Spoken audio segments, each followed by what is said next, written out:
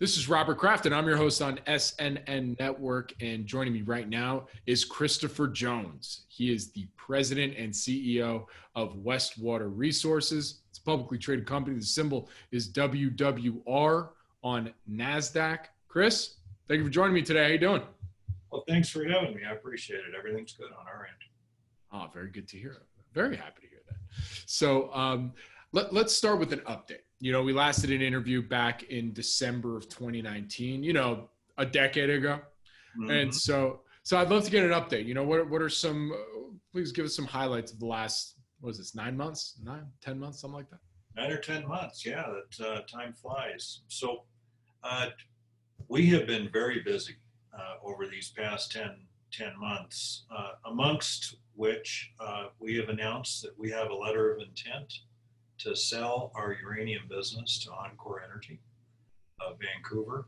That's pretty exciting for us because now it allows us to focus entirely on our graphite business going forward. So we expect to close that transaction around the last day of the year as presently scheduled. Due diligence is underway, as you might expect, and there's quite a bit of activity around our properties in Texas and New Mexico associated with that deal.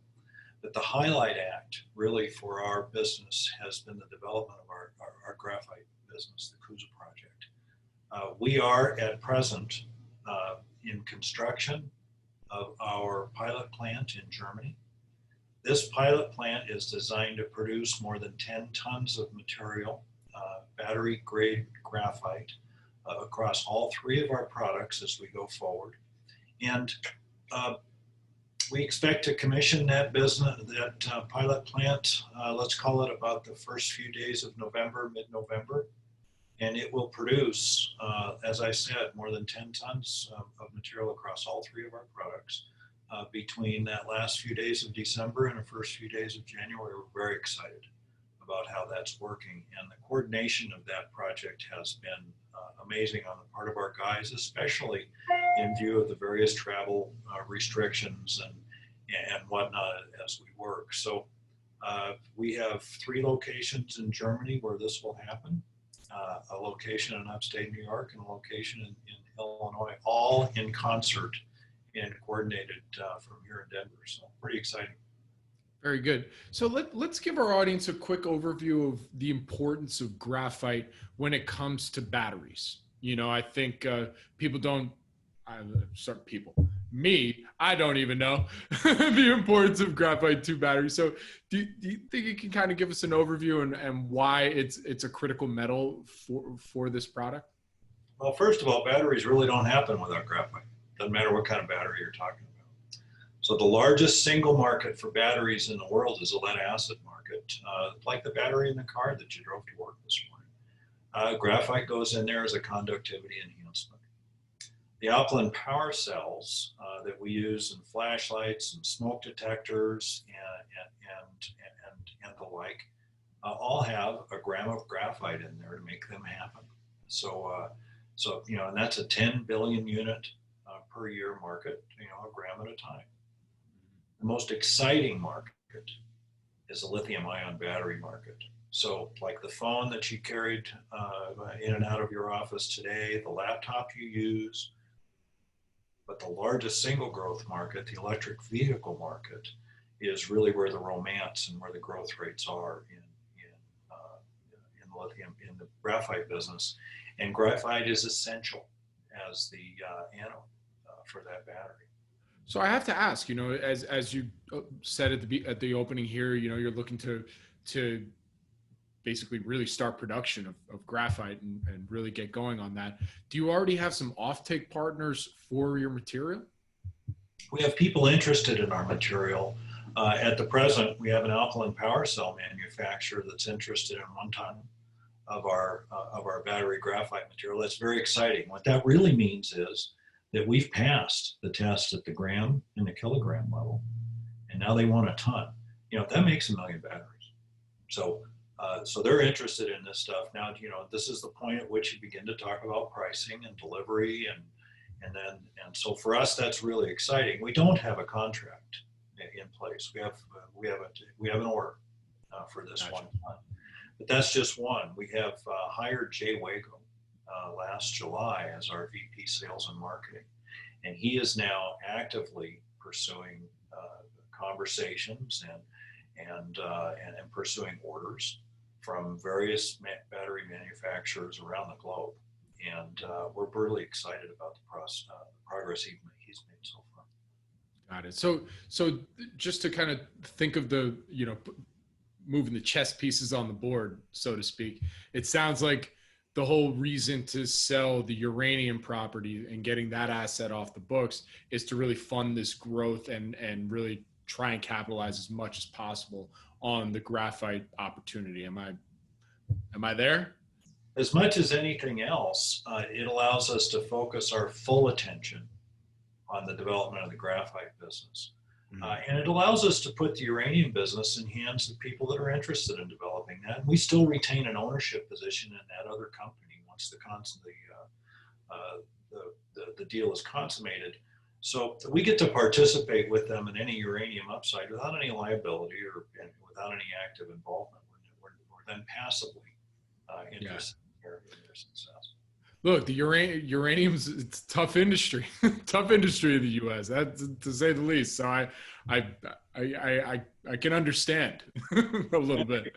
It could be tough, and if you have a chance to participate in the upside, but without any of the liability of actually having to do it, that's pretty exciting, from our standpoint. And we're believers in Encore's thesis going forward as well. So it is a mutually beneficial transaction, but importantly for us, it really puts laser beam focus on the developing battery markets. Energy storage is the watchword. If you look at, and Bobby, I think you're coming to us from California, where interruptible power has become a way of life for many people in California, but with batteries, less so. And that's true of other places in the United States, but certainly particularly acute in your neighborhood. This is really a great development path for this particular company, and graphite's required for those batteries that you need to have power when the wind doesn't blow and the sun doesn't shine. For sure. So, my question then again is to the plan moving forward with the graphite asset, is what you outlined, is that if everything goes perfectly, or are these still plans that, even if a couple things and there's a hiccup here and there, that's still the plan moving forward? Oh, this is still the plan moving forward. There's always a bump in the road that you've anticipated or you've planned for, or frankly, sometimes as a surprise. So the pilot plant in all by itself is one of those mitigation measures, if you will. We know how to make the graphite at the lab level, but scaling up from the lab level to the production facility is very difficult. The pilot plant allows you to scale up to production at a lesser ratio, if you will. And you can wrinkle out some of the other issues that you're going to have as you produce the material. All new plants have some production issues to iron out. This tends to reduce the number of those issues. It also provides now, through the operation of this pilot, informed design criteria for this plant as we design it in the first half of 2021 through our feasibility project. So this is all part and parcel of knowing that there's wrinkles, taking as many of those wrinkles out of the sheets as you possibly can as you go forward, and planning then for a startup of the construction facility in late 22.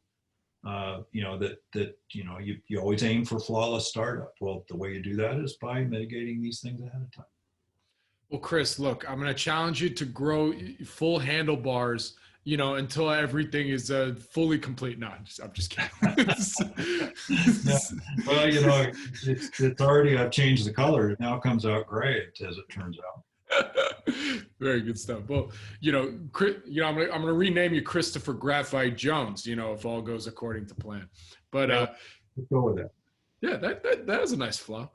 So Chris, with that, where can my audience go and find everything they need to know to follow along the Westwater story?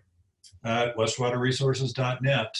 We keep our website up to date, and you'll see periodic updates through press releases. If you want to subscribe to our email blast list, it's info@westwaterresources.net.